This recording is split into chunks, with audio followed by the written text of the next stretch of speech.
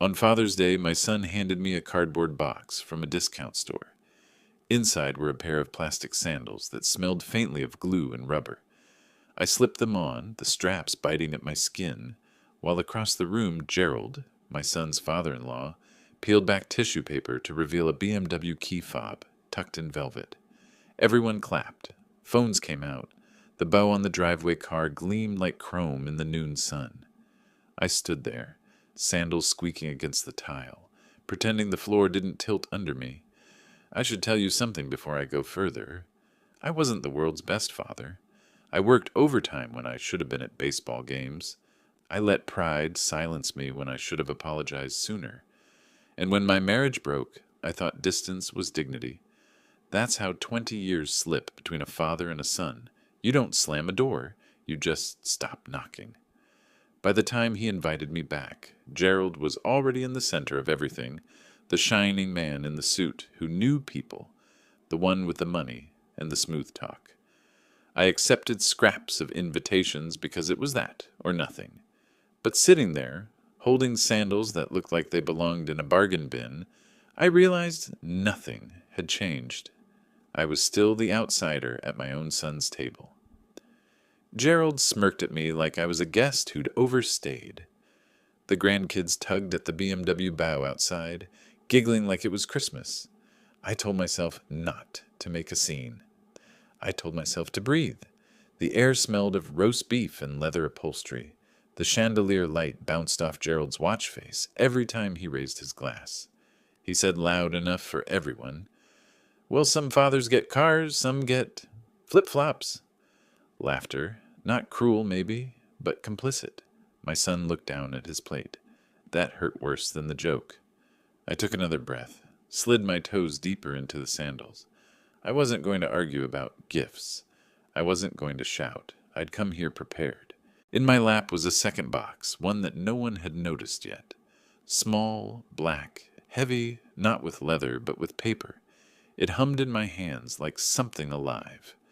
Gerald was still telling a story about his dealership's record sales quarter. He exaggerated numbers like a man who believes applause is currency. I let him finish. Then I set my sandals box carefully on the floor beside me, cleared my throat, and raised the black box onto the table. Forks paused. Conversation thinned. "I brought something too," I said. My voice didn't rise. Didn't need to. The room went quiet in that brittle way families do when they sense a storm but can't yet see the lightning. Gerald leaned back, smirk slipping just a little. My son shifted, confused. I looked straight at Gerald. "I wore your gift already," I said, wiggling my toes in the sandals. "Now it's your turn to open mine." The box sat between us, plain and square. The weight of months of silence pressed into its edges. I could feel their eyes on me, my son's wife frowning, the kids restless, Gerald's smirk tightening like thread pulled too hard. "Go ahead," I said. "Paperwork makes a sound you can feel." And in that moment, I wasn't the man with cheap sandals anymore. I was the man who had come to collect. The black box sat unopened, Gerald's knuckles hovering just above the lid as if it might bite. But before I tell you what was inside, you need to understand how we got there. Because this wasn't a trick I pulled overnight. This was years of silence hardened into one long, deliberate step. After the divorce, my son gravitated to Gerald like a planet to a brighter sun.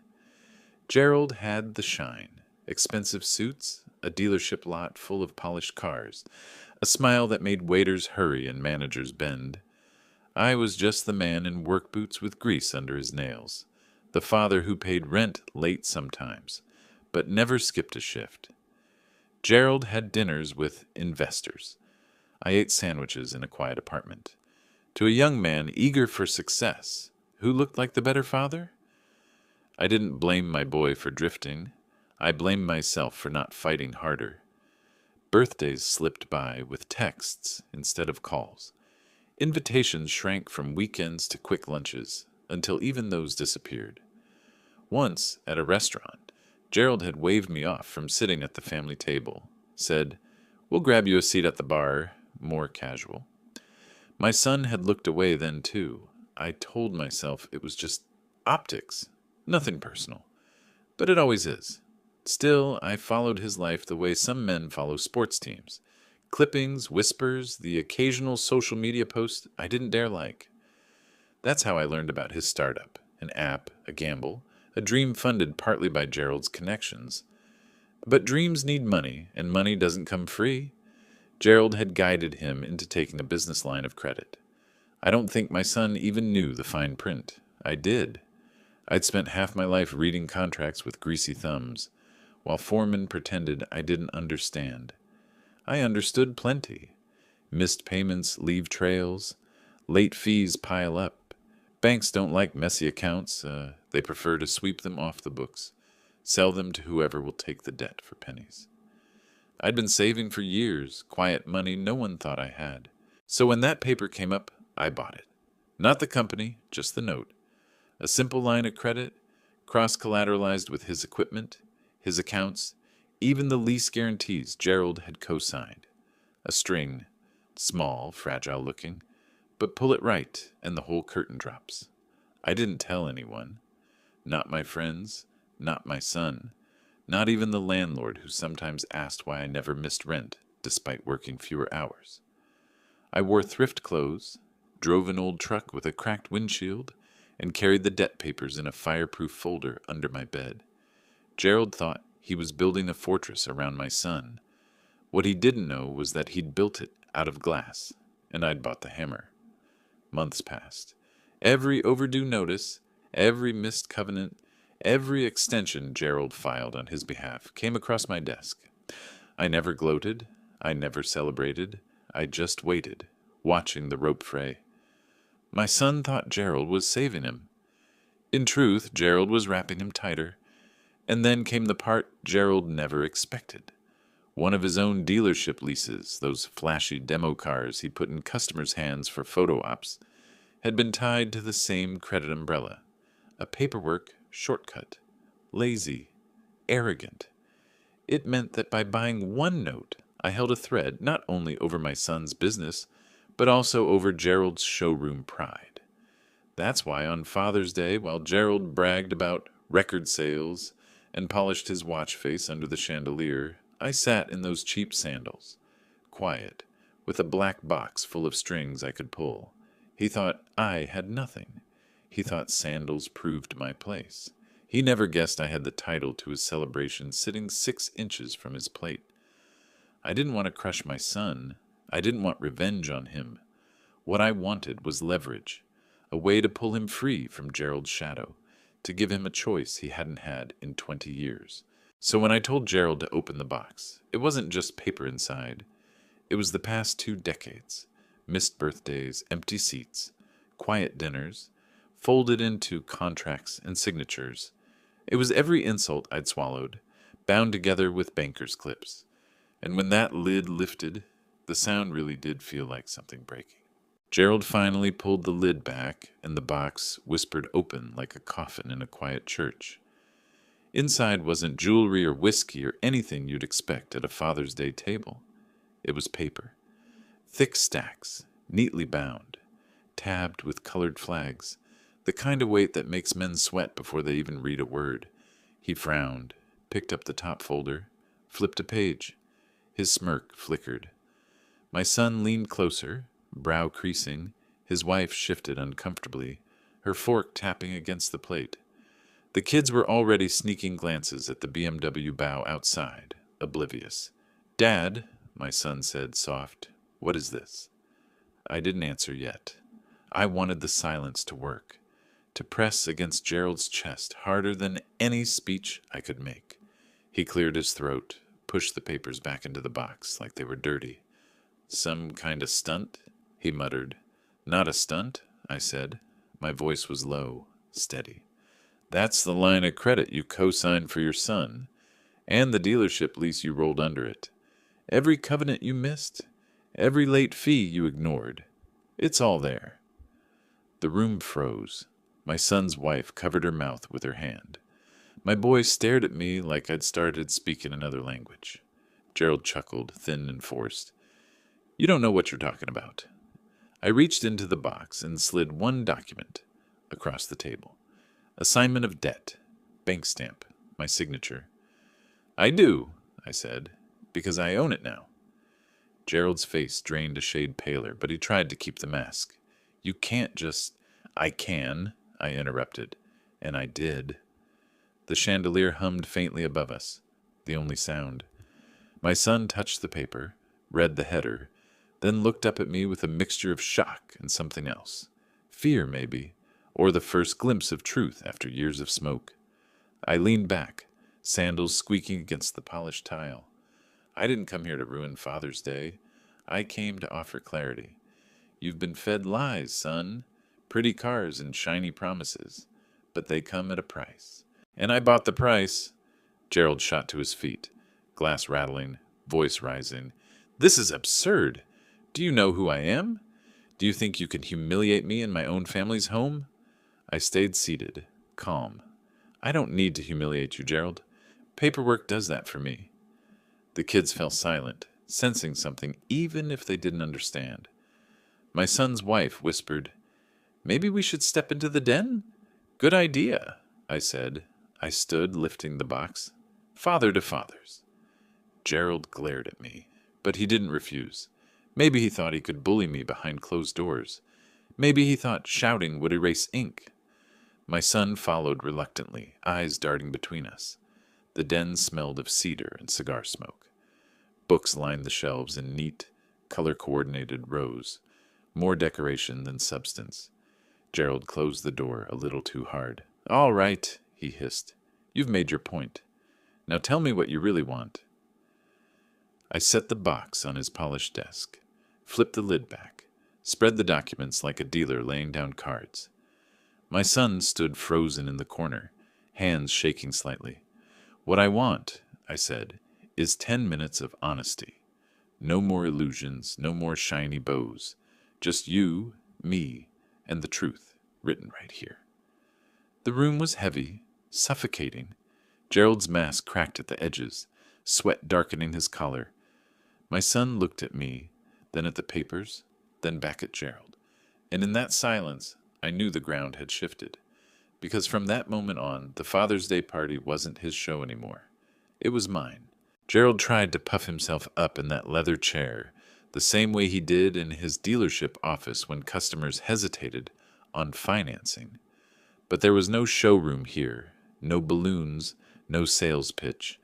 Just the sound of paper sliding across a desk and the quiet breath of a son who finally realized his castle was built on sand. I laid out the first folder.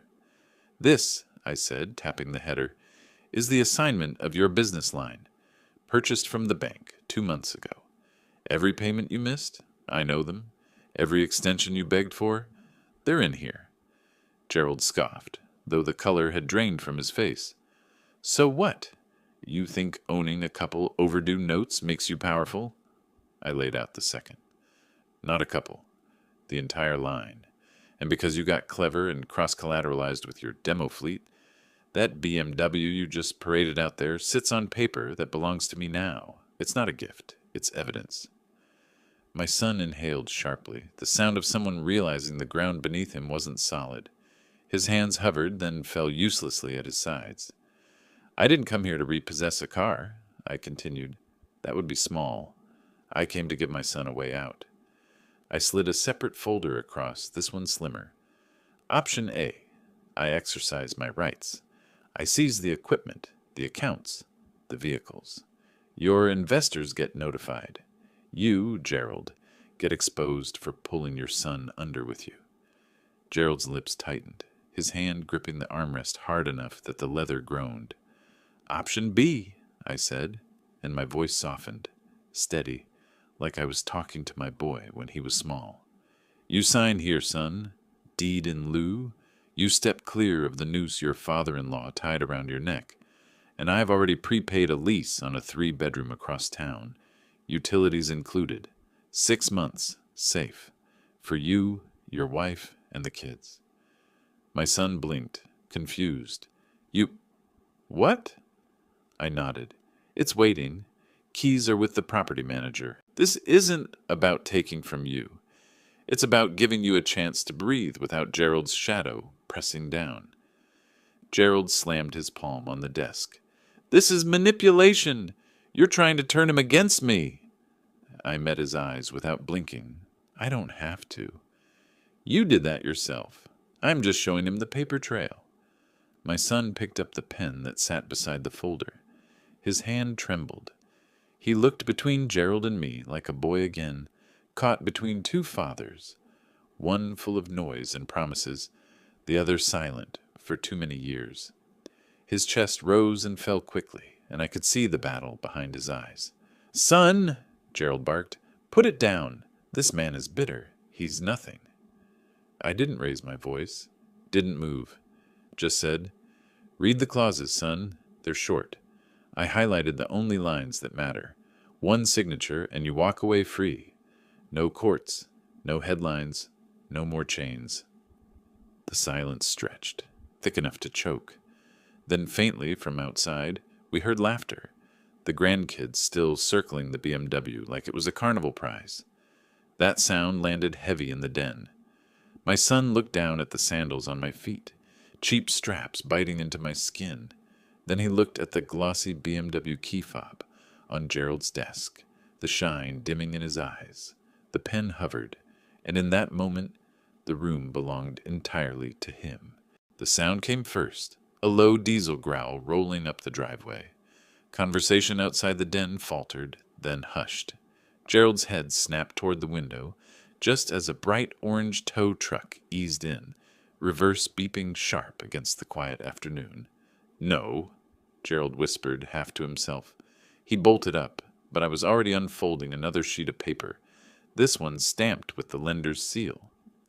You remember those promo demo cars you tied to your son's business line? I asked, calm as the truck door slammed shut outside. Turns out those agreements transfer with the note. You paraded a car you don't own, and now the bank wants it back. We heard the heavy clank of chains. A neighbor's child called out, curious, and the grandkids' laughter dimmed into confusion.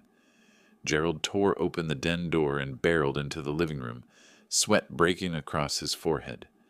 My son and I followed slower. Through the picture window, everyone saw it. The gleaming BMW, bow still perched, tilted upward as the tow truck's winch pulled tight. A neighbor across the street raised a phone, recording. Gerald rushed out, shouting, Stop! This is a mistake. I'm Gerald Price. I own this dealership. The driver barely looked at him, just waved the paperwork. Lease violation. Orders are clear. The winch groaned, the BMW's rear tires lifting off the asphalt. Gerald grabbed at the fender, useless against steel and hydraulics. His watch caught the sunlight, flashing desperate sparks. Inside, the party guests murmured, some hiding their faces, others whispering. My son's wife pressed her hand to her mouth. The kids clutched her dress hem wide-eyed. I stayed by the doorway, quiet, watching. My son stood in the middle of the living room, pale, trembling. He looked at Gerald, shouting and sweating, tugging hopelessly at a machine that didn't care who he was. Then he looked back at me. I held out the folder again. Option B. Clean. Simple. His way out. He swallowed hard. The pen in his hand felt heavy, but he pressed it to the page. One stroke, then another. His signature bled across the paper like a cut finally opened. When it was done, I slid the folder back into the box. It's finished, I said. Gerald stormed inside, face red, voice cracking. You did this. You humiliated me in front of my family, my neighbors. I raised a hand, not in anger, just to stop the noise. No, Gerald. You did this when you thought paper didn't matter. I just collected the bill. Outside, the BMW tilted higher, the bow slipping off, fluttering to the driveway like a fallen crown. The tow truck's engine rumbled. Neighbors pointed, cameras clicked. I turned to my son. Unit 3B is ready. Beds made. Utilities on. The kids will have their own rooms. His eyes filled, not with gratitude yet, not even with forgiveness. Just relief. The first real breath he'd taken in years. As the truck pulled away, Gerald sank onto the curb, head in his hands. The cheap sandals bit into my feet, but I stayed standing. Because this was never about comfort, it was about clarity, and clarity had finally arrived. The BMW disappeared down the street, the bow trailing from the tow hook like a limp flag of surrender. Neighbors drifted back into their houses, whispering. The air was heavy with the smell of burned clutch and Gerald's sweat. Inside, no one moved. My son sat on the edge of the sofa, the folder sign, the pen still in his fingers like he wasn't sure how to let it go. His wife gathered the children close, whispering soft reassurances. Gerald stayed outside, rocking on the curb, watch glinting in the sun but stripped of all meaning. I placed the black box back on the table and closed the lid. "It's done," I said. No applause, no dramatics, just finality. My son's eyes finally met mine. There was shame there and confusion, but also something else, a crack in the wall Gerald had built. "Why?" he asked quietly. "Why would you do this for me after everything?" I leaned against the doorframe, the sandals squeaking faintly as I shifted. "Because you're still my son. I made mistakes. I was absent. I let silence grow too long. But I'll never let anyone strangle you with their mistakes, if I can stop it. I didn't come here for thanks. I came to cut you free." He nodded slowly, the words landing somewhere he wasn't ready to touch yet. That was fine. Healing isn't instant. It's slow, like rust peeling from metal. I pulled a slip of paper from my pocket and set it on the coffee table. "The property manager's number, Unit 3B. You call only about the kids, about weather, books, school plays. Never money, never business. Those calls are over." He swallowed, nodded again. His wife, eyes wet, whispered, "Thank you." Outside, Gerald staggered back in, face ashen. He tried to speak, but no one listened. His kingdom had collapsed under its own weight, and there was nothing left to sell. I walked past him without a glance. On the driveway, the bow lay in the dust, crumpled, its shine already gone. I bent down, set the cheap sandals box on top of it, and left the sandals themselves on the warm concrete hoodprint, where the BMW had sat minutes earlier. A small trade, a reminder, a mark that this story would never belong to Gerald again. Barefoot, I walked back to my truck. The asphalt was hot under my soles, but lighter than those sandals had ever felt. No speeches, no victory laps, just the sound of chains fading down the road, a family's silence rearranging itself, and a father finally drawing his line in the sand. That was my Father's Day gift. Not sandals, not cars, clarity. And once you give a man clarity, you can't take it back.